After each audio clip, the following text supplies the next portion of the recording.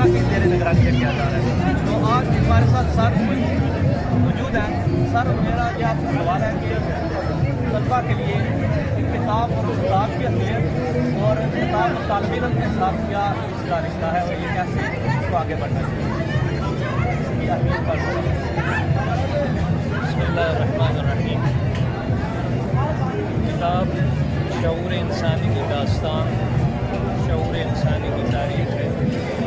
جیسے ہمیں زندگی میں جو مشکلات پیش آتی ہیں ان میں سے کچھ مشکلات جسمانی ہیں جنہیں ہم بیماریاں کہتے ہیں. اس میں بھی جب آپ ڈاکٹر کے پاس جاتے ہیں تو ڈاکٹر ہمیشہ آپ کی ہسٹری لیتا ہے, تاریخ لیتا ہے کہ یہ بیماری کہاں سے شروع ہوئی, اس کا پس منظر کیا تھا.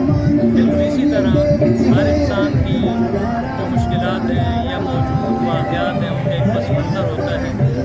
وہ پس منظر انسان کی تاریخ کہلاتی ہے اور اس کو جاننا اتنا ہی ضروری ہے جتنا اس کے شاید اس کے لیے الفاظ موجود نہ ہو. انسان کو اپنے سمجھنے کے لیے اس کی تاریخ کا جاننا ضروری ہے. کتاب شعور انسانی کی تاریخ ہے. اس کو جاننے سے انسان اپنے آپ کو سمجھتا ہے. ابھی آپ کے سامنے چند کتابیں موجود ہیں. مثلاً ابوالنصر فارابی کی احصاء العلوم, دنیا کی معروف کتب میں سے احصاء العلوم موجود ہے. یہ دیکھیں, یہ منہاج جدید موجود ہے فرانسس بیکن کی.